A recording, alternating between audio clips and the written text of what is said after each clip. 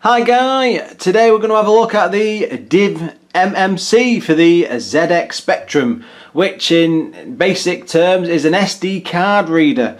Now the device I've got, basically as you can see in the pictures, it fits in the slot on the back of the Spectrum. It comes with an SD card which slots straight in the top. You can put all your games in there, demos, stuff you've written with. You can also program with it and do all sorts of fancy things. But of course, one of the best things, of course, with the SD card you get with it, I think mine came with the 4 gig card, but the entire ZX Spectrum library, I think, is 63 megabytes. It's just, the games are absolutely tiny. It's just shocking. It's just no amount of space used. And I mean, I've got probably a couple. I've got other demos and things that I managed to find online off the World of Spectrum site in a big chunk, and there's just no space used at all. You could probably do it with a 128 meg card and then never have to use anything different. Now the great thing about this card is, I mean, all the slots on all the back of Speckies are pretty much the same. So the card will fit the 128K plus. I'm looking at the list there. The plus 2A, the plus 2B, the plus 3. I've got it in a ZX Spectrum Plus. It also fits in the 48K. Basically, if you've got a Spectrum, you're not going to go wrong with this card. There's a couple of switches on the side of it which select the mode, but all you do is, the card comes loaded with something called ESX DOS. I think the latest one is about version 0.8. And then looking at the list of features, that's got full fat 1632 read and write support, new basic commands which will help with programming if you want to go that far, additional commands to bin folder, no idea what that is, other emulation, TR-DOS emulation using TRD files, tape emulation, reading and writing. That basically means if you can find a game online and it's in tap file format, it'll work with this device, which pretty much most of them. Hang on a minute, I'm having a quick scan through. But yeah, that's the basics of it. Yeah, the other list I've got is basically loads of different commands you can do. But anyway, that's handy if you want to go performing. Let's fire it up and have a look. Right, as you can see here, this is my ZX Spectrum Plus. Now, you might have a few lines appearing on the TV. That's because this has got a rather old component mod done on it. I thought it was a new one, but the guy said later when I was talking to him, because I couldn't understand why I was getting lines on it. I tried it on a couple of different TVs thinking, well, maybe it's the actual TV, because the older kit doesn't always work perfectly, but he says no, it's the device. It's actually clear at the moment, so I'm talking rubbish. Usually you get some sort of like lines dashing every so often down the screen, but you can only see it weirdly on this part, the early part. Anyway, let's fire it up. There's 2 buttons on the top of the device. One resets it. I mean, it is actually printed on. Hang on, I don't want to lean in front of the camera. But let's go. Right, it's the right button.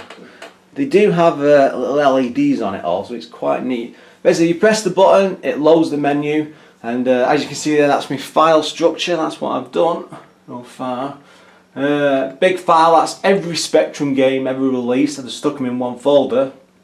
But then I spent a couple of hours going through like best ZX Spectrum game sites and stuff, and I built a folder off the back of that. So some incredible stuff in these, I'm sure. Now, one of the problems with it, and it's just the limitations of the DOS that comes with it, is it's only 8 character names, so it can be a bit of a pain in the ass working out what's what. I mean, what I ended up doing is, how well this will come out. So that's my list of folders. So I listed that all in Windows, and then you won't be able to see that very well. I basically used a command prompt to export a list into a text file and then printed it off. So it's a bit of a long way around. I mean, I mean, that's a best file folder. You'll just get, it's only a few pages long for me, but you'll get used to what's on there. I think you can't use the joystick to select, so I thought you could. But one of the other great things, well, let's just. It's quite nippy as well, flicking through the list of things. Only 113 in this folder. All the Dizzy games, of course. Elites in there, Finders, Keepers. One thing I did want to show off is the loading times. Let's try. Hang on, let's find a good game. Let's try that one. That'll be Batman the movie. Game I was as a kid, famous for me for wrecking joysticks. But yeah, I mean, you know, when you put a tape game in, it can take usually about 5 minutes to load up from scratch. So, are you ready to start counting? Let's start at 10. You ready? 10, 9, 8. Oh dear, it's done. I mean, that's it. And all the games are like that. It's absolutely fantastic. So if there's anything like switch to tape, some games are multi-load and stuff, but it comes up with like a stop screen, so it will actually recognise, I think, if you can do something a bit better. I had this as a kid. I was hooked on it. Absolutely fantastic game. But as you, I mean, it just plays like any other Spectrum games would. There's nothing wrong with it. It works perfectly. I know it's cheating a bit. If you want to go so far, I mean, let's say you've only got a collection of tapes. Like I mean, the other thing is, like I say, a basic tape game there, but you can leave your tape drive plugged in the back of the Spectrum, and then if I wanted to, I could just bang the reset button on the device. One sec. And then just use it normally, put stick of tape in, go to load and hit play. In fact, I might be wrong on that one, you might have to reset the system. But sorry, yeah, just to get the tape to recognise after. But the thing is, you don't have to keep unplugging leads and swapping things around. And the other great thing is, like I say, we were in Batman then, and it's like, you know, I've just reset the entire thing now. But if you go to your normal Spectrum loading, I've just, oh my goodness gracious me, normal Spectrum loading, yeah. So load dash dash.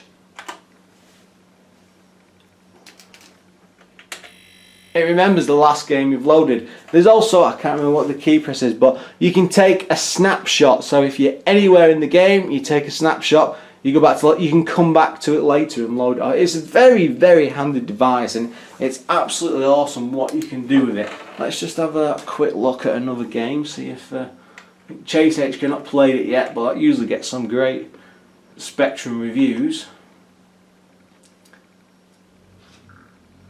Bit of a loading screen on that one. That must be a... Oh, it's reset that game. Doesn't like that one, I'm afraid. Well, that's probably the ROM I've got. You could probably get another version from somewhere. Let's have a look at Monty. Look, I mean, look at that. No, I mean, that's I know because I've got that on tape. It's a good 5 minutes. Try it, Kempston joystick. And then 0 start game, that's why. Anyway, so that's out of Monty. But yeah, it's an absolutely awesome device. I've been having an awesome time with it. If you want, you can save files and stuff to it. I don't know much about coding myself, but I suspect you might be able to do something on your normal PC. If you don't like the keyboard, maybe stick it on a folder somewhere in a right format, and maybe import it back in and mess around with stuff like that. I think a lot's possible with this XDOS. I'm just having a quick look in the my menu. There's loads in. You'd be at this for ages. I mean, I actually picked it up from from like the equivalent of eBay, but it's actually, you can buy them from a site called Byted Byted. What's wrong with me? ByteDelight.com, and that's Byte spelt with a Y. I'll put a link in the description below. By all means, go and have a look at his site. There's other stuff on there. He does blog posts and things and reviews and other bits of kit that the guys have done. They do 2 versions of the actual card. I've got the one that's all exposed without the black 3D printed surround. I don't know again how well that'll stand up there in that picture in this low light, but you can get it with a 3D printed black box with a Specky logo on, which will end seal the card perfectly. If you want to get the card separate, It's usually cost is about £20 different in the price. If you're a bit skint, you can go back to them later and they sell the surround box bit for about, I think it's 20 quid. So you can always go back there, you don't have to get them all at first. But yeah, it's a neat little device and well worth picking up. As always guys, thanks for watching and please look forward to another video soon.